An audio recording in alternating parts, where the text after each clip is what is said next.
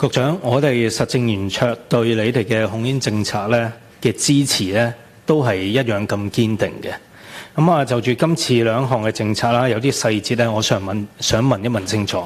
首先咧，而家有關統一包裝嗰個設計啊，文件同埋附件入邊咧都講咗一系列嘅包裝設計要求啦，包括嗰個牌子咧唔可以超過1行啦。中英文要用特定嘅字型啦，字體高度咧限咗4或者係6毫米啦，顏色就要用 Pantone 嘅冷灰色 2C 啦，呢啲一系列嘅嘢。咁但係咧有個包裝上面有咁多嘅元素，每個元素都有咁多嘅要求咧。我想問下你哋點樣確保每個元素都可以做到100%咁樣符合要求咧？你哋係會要求製造商喺設計完之後俾你哋批咗先印啦，定係印完之後再俾你哋檢查呢？另外文件第12段咧都有提到，任何人不得出售、邀約出售或者出售為目的而管有任何指明的傳統吸煙產品，除非咧就符合而家統一包裝嘅設計要求啦。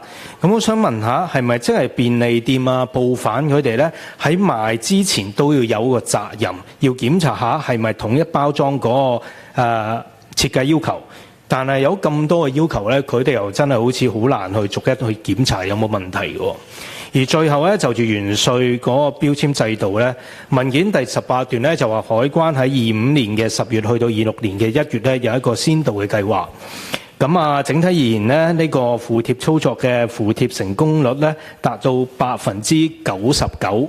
咁99係你哋謙虛咁講啊，定係真係有1%嘅問題咧？咁究竟係咩問題咧？咁而家個問題解決咗未咧？會唔會對之後實施造成任何嘅阻礙咧？唔該。好，局長。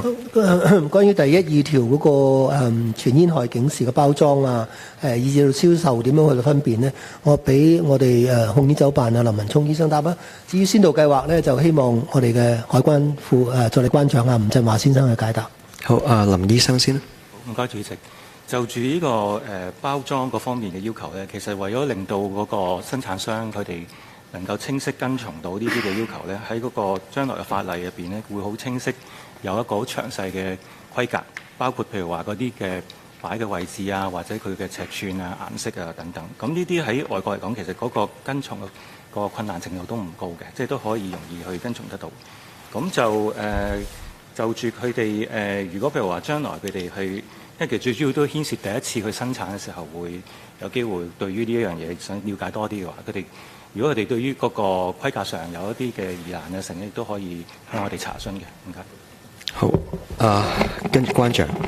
多主席，就住先導計劃咧，我哋附貼嗰個原水標籤咧，個成功率係99%啦。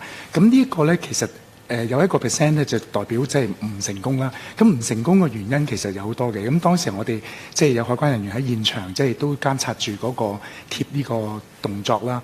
咁其實因為大家可以想像咧，佢嗰個包裝嗰個過程嘅機器其實個速度好快。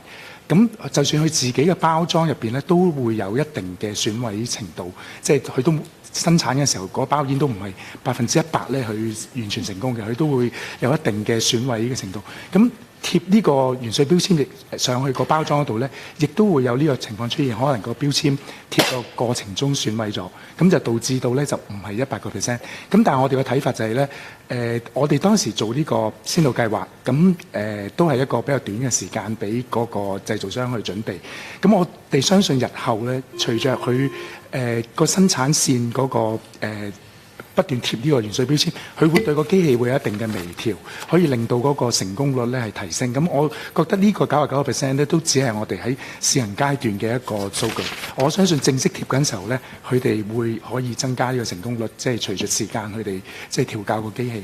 唔該，主席。好，唔該晒。便利店報販嗰度係你要佢去 check 啊，定係點啊？嗰個責任係邊個處理嘅？關長。好，唔該，主席。將來如果全面實施呢個原水標籤之後咧，市面賣嘅煙咧係必須要貼上原水標籤。換句話說咧，零售商咧係有個責任，去賣嘅煙上邊要有原水標籤。呢個我相信係佢哋必須要留意嘅。